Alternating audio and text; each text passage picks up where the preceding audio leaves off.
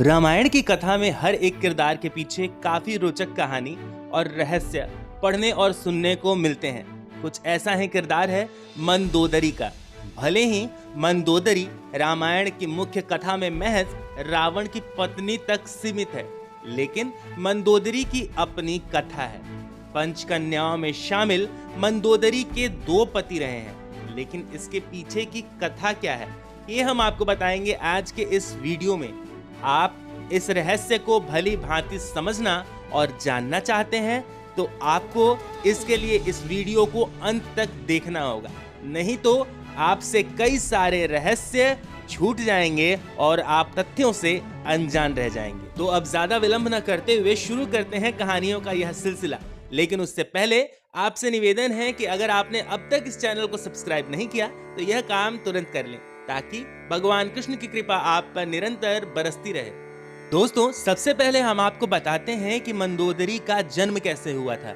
पौराणिक कथाओं के अनुसार एक बार मधुरा नामक एक अप्सरा कैलाश पर्वत पर पहुंची। देवी पार्वती को वहां न पाकर वह भगवान शिव को आकर्षित करने का प्रयत्न करने लगी।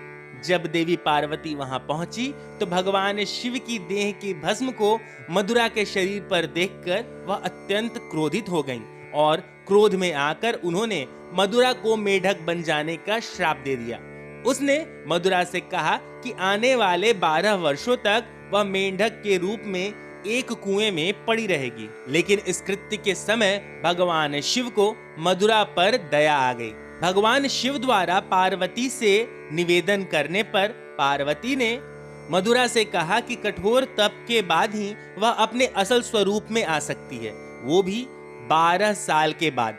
मधुरा ने 12 वर्षों तक एक कुएं में रहकर मेढक के रूप में कठोर तप किया।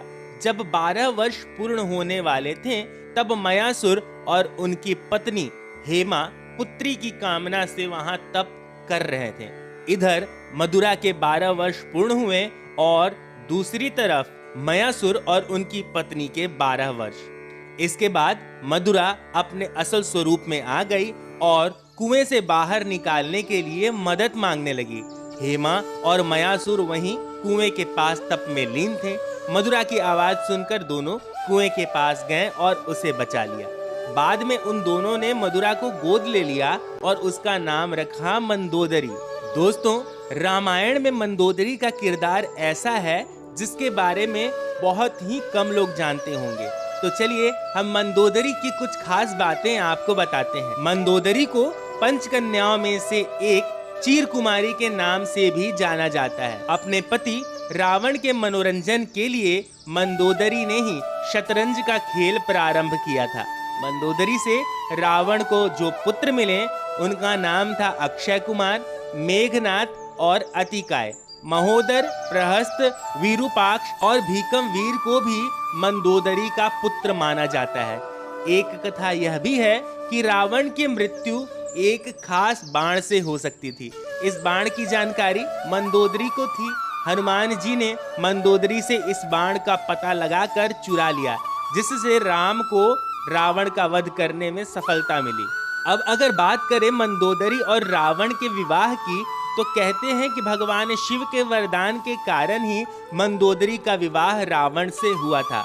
मंदोदरी ने भगवान शंकर से वरदान मांगा था कि उनका पति धरती पर सबसे विद्वान और शक्तिशाली हो। मंदोदरी श्री बिल्लेश्वर नाथ मंदिर में भगवान शिव की आराधना करती थी। कुछ कथाओं में वर्णित है कि यह मंदिर हरिद्वार में है, तो कुछ कथाओं में वर्णित है कि यह मंदिर मेरठ के सदर इलाके में है, जहां रावण और मंदोदरी की मुलाकात पहली बार हुई थी। रावण की कई सारी रानियां थीं, लेकिन लंका की रानी सिर्फ मंदोदरी को ही माना जाता है।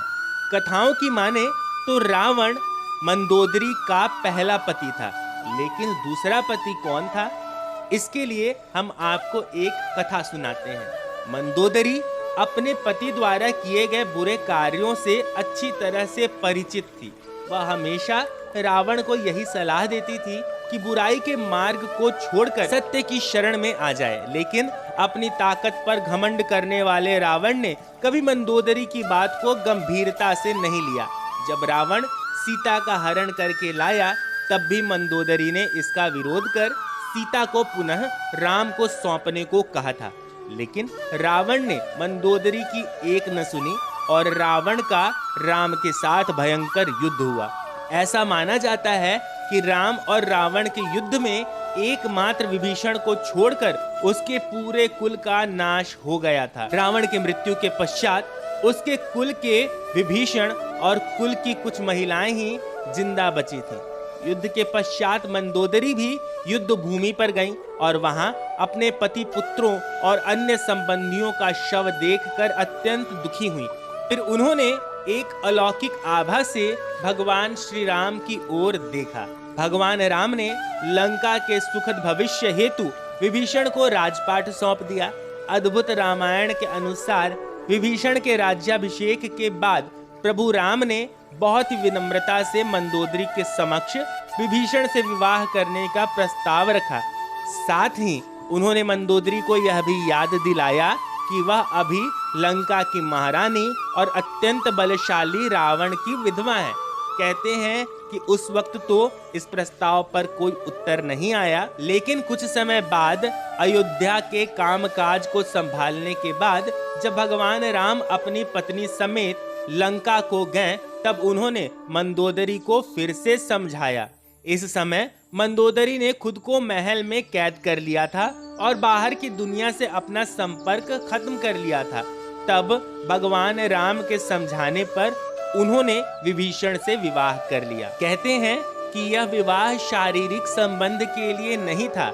मंदोदरी ने विभीषण से केवल इसलिए विवाह किया था क्योंकि वह लंका के राजकाज को संभाल सके और वापस से लंका की महारानी के रूप में तटस्थ रूप से विराजित हो सके। दोस्तों, यहाँ समाप्त होती है मंदोदरी की कथा।